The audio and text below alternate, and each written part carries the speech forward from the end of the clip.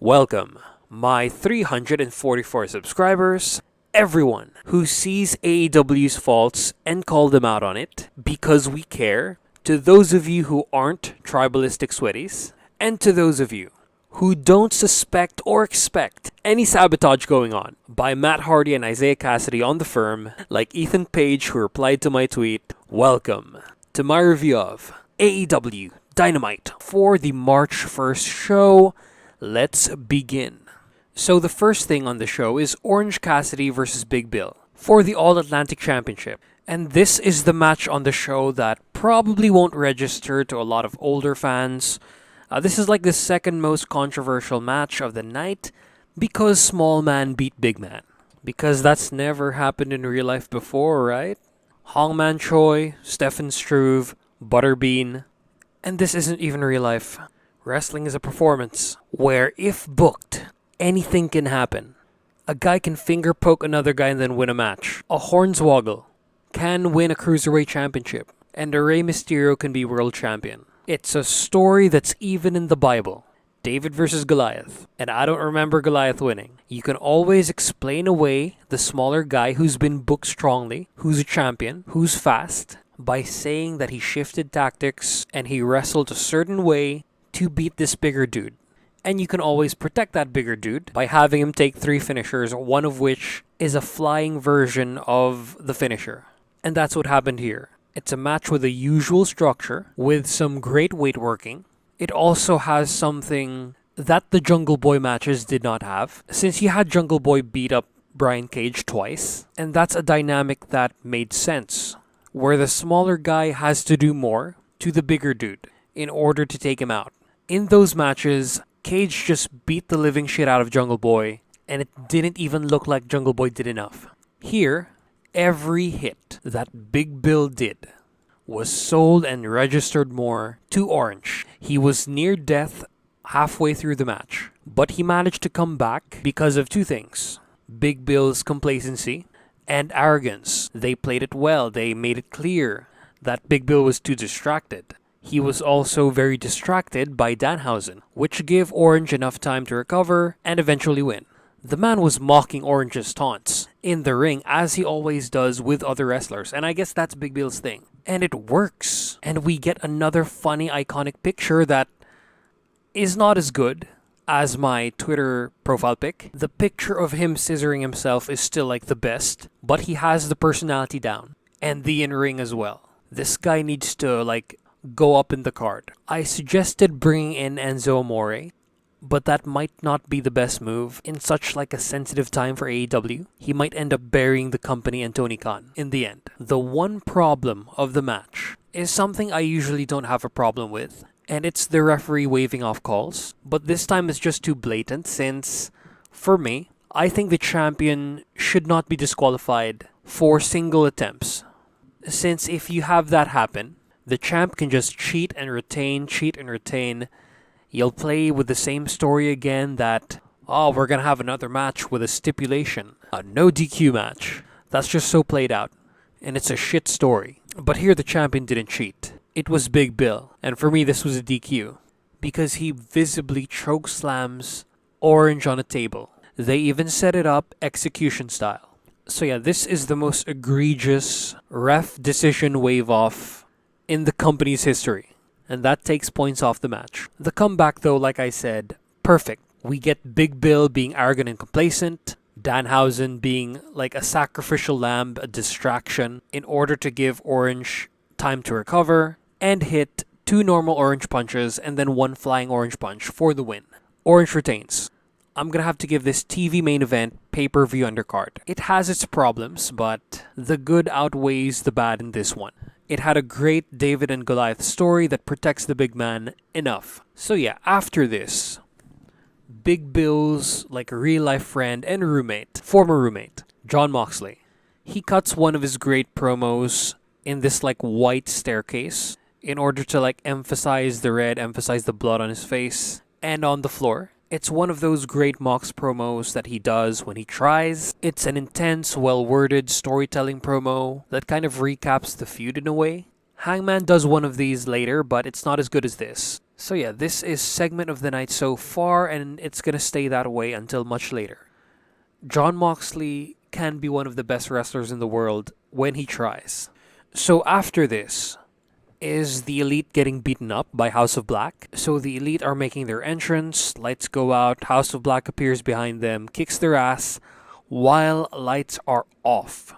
They didn't even show the beatdown. There should have been a live promo or like a confrontation. This is very early feud shit. It's like Tony Khan just crammed this feud in when he had all that time doing that stupid JAS feud and running back the matches with Top Flight when he could have done this. There's still Rampage. I have hope for Rampage since it seems like the majority of the feud is happening there, but we've barely gotten anything. Buddy versus Kenny should have happened tonight or on Rampage. Or like Kings of the Black Throne versus like the Young Bucks. There's barely any substance to this feud. This is the first time we got Contact in the dark, and we're a couple of days away from the pay-per-view itself. It gives the impression that the Elite are maybe leaving, that they're checked out, or this might actually get them to leave. Fucking terrible feud, worst segment, but I'm still gonna enjoy the shit out of that match when it happens. So after this is the face of the Revolution ladder match consisting of 8 people. But for most of the match, since 2 of them take each other out, it's basically just a 6-way. So it's Sammy Guevara, Powerhouse Hobbs, Konosuke Takeshita, Commander, AR Fox, Action Andretti, Ortiz, and Eddie Kingston. And yeah, Eddie Kingston and Ortiz take each other out. We get those consistent feud encounters in this match. The people who are feuding always go for each other, and the rest of the dudes just like let them fight because that's basically just 2 people like not in focus. That's 2 people that you don't have to worry about. And I like that. I like how Eddie and Ortiz just fought each other going out, and then AR Fox is just right there. Let me get this ladder, throws it in the ring, and doesn't break it up or inserts himself. It's the minor things like that that AEW does really well. Where in other promotions, dudes will just betray people. That doesn't make sense and then like boil it down to, "Aw, you got me there." Or, "I'm just trying to get rid of the competition." Tactics, my man. You gotta use tactics and logic that actually work. So this is the 3rd most controversial match of the show because of the ladder holding. This is nothing new. This happens in other promotions as well. Even the beloved WWE. It ensures safety, yes, but it can be explained that if one visibly tells a referee to hold the ladder for him, as a referee, as like someone who's portrayed to like not having any fight skills or like being made of glass, would you disobey this like 300-pound or like 200+ pound dude who might make your life a living hell backstage? Or this dude with a faction, like an entire like 10-man faction. I forgot how many people are in JAS, but would you fuck with those people whose leader is Chris Jericho? If you're so worried about the fucking realism in wrestling, even if it's a performance, even Vince McMahon said it was, would you rather have your realism even if that meant someone die? Did you feel good when Owen Hart fucking fell off that zipline? Was that real enough for you? I don't even think there's anything wrong with showing it on live TV. And the ladder was broken. Hobbs' ladder was broken. It was a sure fall if the refs weren't there. But I think it's done better in Japan. Because in Japan, it's like done with a mixture of faction members, since everyone's basically a part of a faction. And then like they all just gang up and help and hold the ladder. And like they don't touch the opponent, even if they're heels. They just fight with the other managers outside. It's not like in America where every like manager has to attack the competitor. It's something I really hate about American wrestling. There's no like discipline. Oh, he's there, so I gotta do this now. Like, god damn it, come on. But the match itself was really good. You can't really tell like a full storyline in like a show stealer type match, but they did enough here. Especially because of what I said earlier with the consistent like feud pairings, as well as starting a whole new feud from the ground up. And for here, it's Konosuke Takeshita and the eventual winner, Powerhouse Hobbs. So yeah, this match like does what it's supposed to do, a show stealer. Everyone gets a chance to shine, but I have a set of awards here for all of the competitors. So yeah, the most impressive performer is Commander. You can't just walk the whole length of ring ropes and then do a moonsault outside and not have this award. This was fucking sick. Commander, wherever he goes, to the WWE, to AEW, I mean, I think it's fine. I think who gives a shit as long as this guy gets work. And he's not built up enough yet to like make much of a difference. And WWE usually treats their luchadors pretty poorly. So yeah, I mean, come on. And then for the most, like the person with the most shine, the most time to shine, the most given, was Hobbs, of course. He just beat the shit out of everyone. Like, we had like a good minute or two with Hobbs just throwing people around, throwing them on ladders. Like, even Takeshita. Even Takeshita could not get full dominance on Hobbs. It's always a half and half thing. It was clear from the start that Hobbs was going to win. The most impressive whipping boy is AR Fox because he gets AA'd through this. I mean, not even through. He stays on the ladder as he's being AA'd. And it's like a horizontal ladder from the apron to another ladder. It's like connected. And then he stays there and then I think he never gets back up again. Like after Andretti shooting stars him, I actually kind of felt sorry for the guy. I didn't even notice him after that. He just like disappeared. He was taken out by this. And there was a good bit of match left. So I forgot to give an award to Konosuke Takeshita, and I think he's like second best performer of the match. He did a really impressive Blue Thunder bomb off of the ladder. Like, that was a bit of a height. It was like on this horizontal ladder, higher than the top rope, Blue Thunder bomb to Commander all the way down to the mat. But he's just number 2. The most Pyrrhic competitor, he didn't even win. It's just that the costs were too great, is Sammy Guevara. Sammy Guevara almost gets paralyzed by Action Andretti, who wins the worst performer of the match, just because of that. But yeah, he almost gets paralyzed.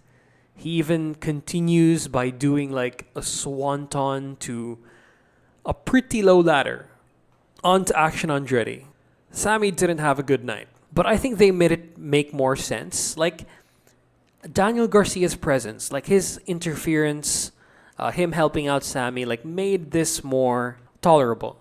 It brought some levity on almost death. Jesus Christ, that was like terrifying. It also makes sense since if you see your friend getting destroyed, almost getting paralyzed, you would come in to help. So yeah, nice touch for Garcia. It gets him TV time. It builds up that story.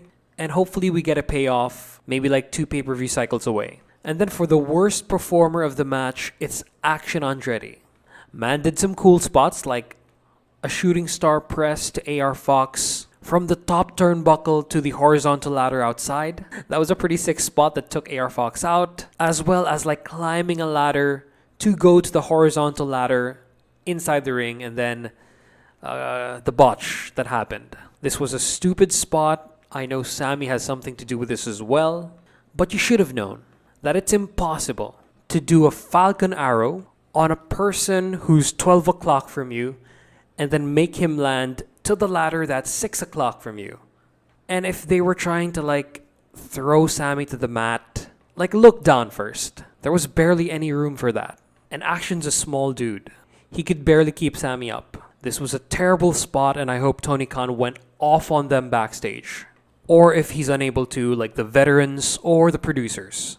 And so for the finish that offended social media, I already talked about it. The refs held the ladder, but they found like a way to explain it because Hobbs commanded them to.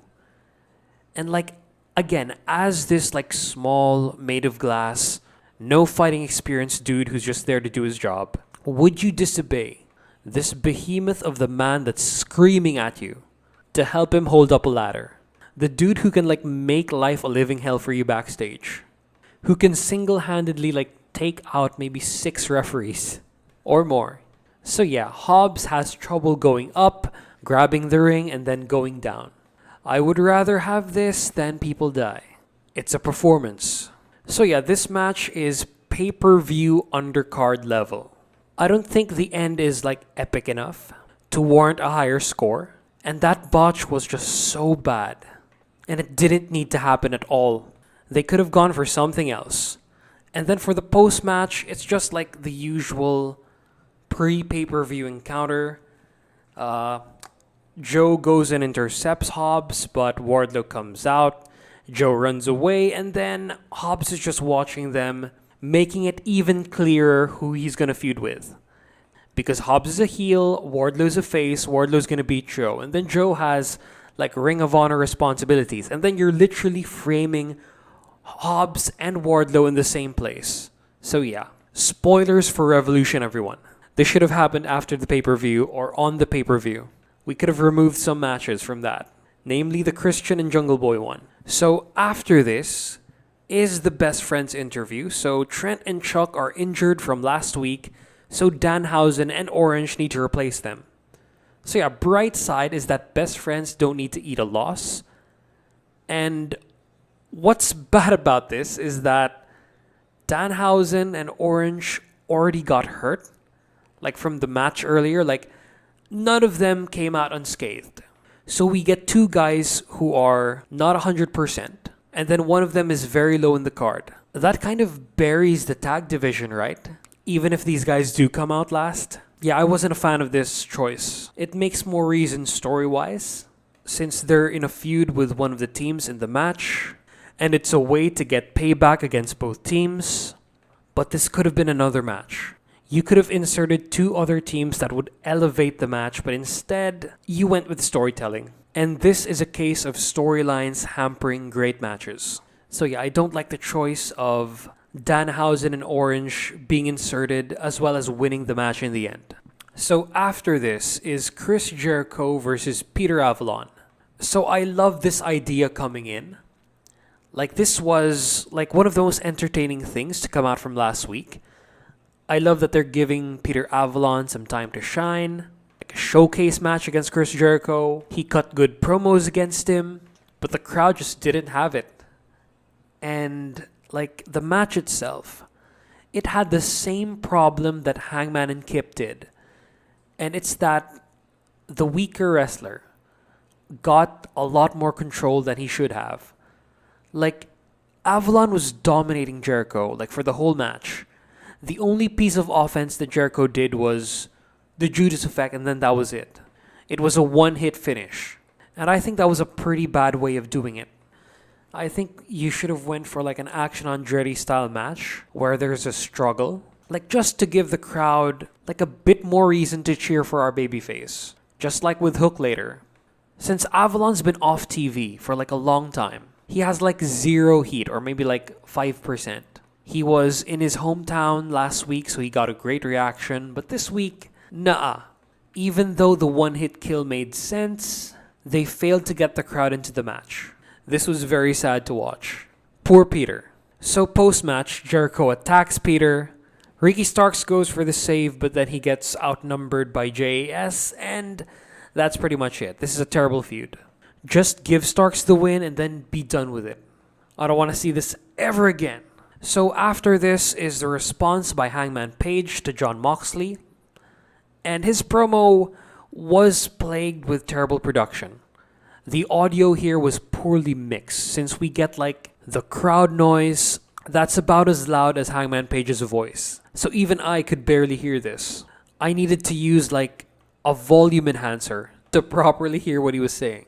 But it's the usual well-delivered Hangman Page promo. It's not as intense as the one that Mox cut or the one that Page cut against Omega, but it's alright enough. The content is basically a summary of the feud, as well as I'm gonna beat you, I'm gonna need to be Dark Hangman Page in order to beat you on Sunday. This is good, but it's not segment of the night. So after this is the Christian promo, and he's back the way he was before he was injured. He just mixed in some of like the new goals of Jungle Boy, but he's just as savage as ever. And he's still like second to MJF when it comes to promos. MJF's more animated, but Christian's more serious, and I sort of prefer animated. That's actually one of my criticisms with Danielson's promo later. But as for the promo, a lot of shocking things were said about Jungle Boy's family. Christian actually gives out a good idea that going for like a title would be a race between the two. But honestly, after Jungle Boy beats Christian, I don't know where this feud goes. Like, I don't know where Christian goes. I think that's pretty much gonna end his AEW run. I mean, that's what Buried Alive matches do. He just came back and then he's gonna have to like stay off of TV again. I actually think that this is the last we'll see of Christian in AEW. Like, I think he's going back to the WWE after this. And it's a waste because he's really good at promos, but I mean, his whole purpose of being here will be pretty much gone. There's only one more direction left for Christian if he stays. He's going to be a stand-in for Jim Cornette and all of those other wrestling old heads. So yeah, Christian just came back and it's kind of sad that he's going to get put out again. He's going to get killed off of TV. So yeah, after this, I thought the next part of this whole segment was shit because there was no connection to Jungle Boy, but the match stipulation was made that it finally made sense. It was originally no holds barred, but Tony Khan had the sense to make it Buried Alive, and I'm back in somewhat in this feud. So yeah, in hindsight, after watching Rampage, this was a lot better than it was before I watched Rampage. So yeah, this is like number 2 segment of the night. Number 3 is Mox, and then number 1 is the main event segment. So after this is the Jamie Hayter and Britt Baker promo, and it's a nice promo that establishes them as the protectors of AEW, but this is the sort of promo that you cut like midway or early on in the feud. Like at this point, it should have been, I won't let you destroy my company. Or better, I'm gonna defend AEW from you. A lot like Hangman's promo, but on purpose, and won't stir shit. But yeah, this was okay, nothing groundbreaking, does enough to move the feud along, and also plays into the next match. And so after this is Hook versus Matt Hardy, which is a basic match. Like, did anyone else expect any different from this? It was a basic match, but I liked it, since it was pretty even, and Hook, for the first time, struggled against a wrestler who's not high up on the card, or who isn't considerably bigger than him. Like, Matt Hardy made Hook work. Hook sold a lot here. They protected him somewhat with the unintentional cheating by Matt Hardy. Stoke and Ethan just had their own way with Hook, and that ends up being the story. Hook shows off his, like, impressive technical wrestling, but not enough since he has to look strong. He has to take Matt Hardy out in less than 5 minutes. So yeah, the ending is a Red Room, and then Hardy taps a bit fast. It's almost like he wanted to lose. I mean, I'm not saying he threw the match. I think he was legit trying to win. But I'm sensing a bit of sabotage. I sort of lied to Ethan Page, just so the babyfaces could win, in the end. And like gain their freedom. We'll find out later on. And then just Stoke's face after Matt loses is the best. Everyone in this feud is shining. From that promo last week, from their interactions the previous weeks, this might be like the best feud that's gonna continue on after the pay-per-view. And it might be like feud number 3 overall. How the hell is this not in a pay-per-view? Or like even in a pre-show? But yeah, really fun stuff. It's like a TV undercard match, but on the higher end. This match was pretty much all storytelling. And yeah, Hook struggled. It was so much easier to like side with him in this match. This is exactly what Hook needs, and I hope he continues to have even matches against other people. And I think he should like lose some matches. He's too young to be winning everything. So after this is the House of Black promo. And for this one, it's just very short.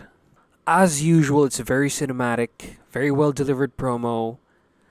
Everyone looks very scary in a dark room, but it's just a feud about the titles. Nothing more. And when Julia Hart said, "See you at Revolution," I was worried that, oh my god, the Elite and House of Black are not going to have a confrontation. We're not going to have Kenny versus Buddy.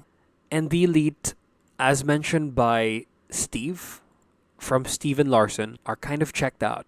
And I hope that's not the case. I hope they lose the titles and then go back to their respective divisions. And then have that curse House of Black instead. But yeah, this feud could have been so much more. I don't know if it's the Elite to blame or Tony Khan, but this feud was a whole lot of nothing. And honestly, it shouldn't even be in the main show, like, given the build.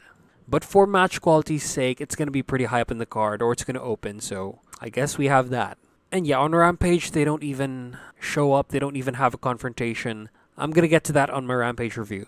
So after this is Toni Storm versus Riho. And I enjoyed this match, but the outside interferences took away too much from the match itself. I think this was just a vehicle to progress the women's storyline as a whole. They did some cool stuff in the ring, but oh, look at Saraya, look at Jamie Hayter and Britt Baker. That was pretty much what the match was. It was the usual structure, it didn't have a climax, and actually I'm kind of down on it now. So maybe TV undercard. But the bright side is Saraya was a lot more motivated tonight than she is usually. She takes it to the fans. It's like she's challenging all of this social media hate that she gets in order to be the best heel she can be. But it all depends on what you can do in the ring. And this is AEW. That's what matters most. That's like the bare minimum. So yeah, I forgot to mention the finish. Roll up, Riho wins. It's kind of shocking that Riho won. But yeah, I'll take it. I'm glad that Riho's back. Post-match brawl though was the most basic brawl I've seen. Someone should have been taken out. Someone should have done a finisher. And it shouldn't have been this messy like what happened actually. They just circle around each other aimlessly, hammer fisting each other. Yeah, not a fan of this encounter. I actually like the previous ones where it's set up. Someone on the stage, someone on the ramp, someone in the ring. It's a lot better than just having people fight each other aimlessly. So after this is the Keith Lee and Dustin Rhodes promo. Keith Lee's promo skills, for me, it's alright. But I think he talks in such a rich boy fashion. Too many big words, but not here. It's kind of like that YouTuber Preston Jacobs. The historical YouTuber that really likes 17th and 18th century warfare. Check him out. Keith Lee uses too much eloquence that it's almost uncool. It's the complete opposite of what Dustin Rhodes cuts. Because he's on another level. He's just intense off the bat. He's so good at this. And it's loud at the same time. I feel like Dustin's more of the star than Keith. Keith is just the muscle. But it's alright. The goal of this is to promote their match on Rampage, which is pretty controversial. So yeah, check out my Rampage review right after this. And so after this is the most controversial match of the show, and I think I'm going to have to agree with that. So yeah, I'm going to explain myself first. So for this match, I could not get through with it without skipping a few parts. I had to fast forward. So yeah, this one did not have a Joker, which was maybe the only reason that I wanted to watch. Or it's the only thing that sets it apart from the Battle Royal last week. Because here it just makes the match slower. Since you can't eliminate teams right away. Since each of them start at different times and you don't want to bury anyone especially. I like that they follow the dynamics where people in feuds target each other first. But this match just wasn't exciting enough. We basically have the same match. That's artificially made longer. Tag team moves are not as creative and as spectacular as last time. The eliminations even are not that spectacular. A lot of them are just flash eliminations. It's like they did everything during the first one, and then in this one, they were kinda just coasting through. The best elimination, I think, is when Dante's pushed off of the top rope by I forgot who, but that was a cool spot. Final 6 is BCC, Butcher and the Blade, and Hook and Orange. And even this finish was underwhelming. They didn't have a climax where it was a prolonged thing of intensifying acts. It took so long to eliminate people last week. But in this one, oh, Claudio and Wheeler are gone. Oh, Danhausen eliminates Butcher and the Blade. I mean, I'm okay with this happening, but have a climax. This match is TV undercard only. And so after this is the MJF versus Danielson video package, and I think this brings the feud over the top. It's the best produced AEW video ever. It shows MJF and Danielson like training. One who prefers an audience, who wants to be in the city, and another who wants quiet. It's really contrasting between the two characters. This was a great idea. We also get like comments from various people in the company, and I think this like balances out all of the missed and like unused weeks. This is something you show like right before the pay-per-view to get people to buy it, to get them oriented, but they showed it too much and then like they showed it on Rampage as well. But yeah, this sets up for the final promo where finally Danielson bites back for the first time in the feud. He gets the upper hand in the microphone and then he never lets go. This promo here brings it over the top. He recaps the feud with MJF, just like everyone else in the roster. This is becoming a pet peeve of mine, but I'm gonna give it a pass one last time for now. He finally burns MJF with the fiancé line. He swears loudly with the worst possible swear word on live TV. He screamed fucking really loud. And then he puts over AEW. And I think Danielson, along with Mox and MJF, put AEW over the most. I actually think Max is working with the Bidding War of 2024 line. Danielson can be a bit shouty, but I think that's exactly how you should react in a situation like this. In a blood feud against a world champion. That's how you get him off his game. That's how you scare people. And I think this was the perfect way to end this show after that terrible battle royal. So yeah, segment of the night is this one, and I think they just heated the feud enough to a point that it should be a main event of a pay-per-view, and I fucking love this. But I think it does not save this entire show. Match-wise, it's leaning down like to average below average. And only the great promo segments save it from being like a bad show. And I know this got like 833k in the ratings, but that's how you set your bed. You have the NBA and then you don't have fucking Kenny versus Buddy. There were no great like high profile matches that were booked. There's one YouTuber who's like an AEW fan, but I agree with his sentiments that you don't put the indie guys on Dynamite. Yeah, I just subscribed to his channel. What's his name again? High Spots and Cheap Pops. He's one of the like older fans, no offense man, who actually gets it. And yeah, hopefully AEW fucking reset. You can't have another pay-per-view cycle like this, or it's gonna effectively like kill your momentum, kill whatever good faith is left as well. So yeah, thank you for watching and bye-bye.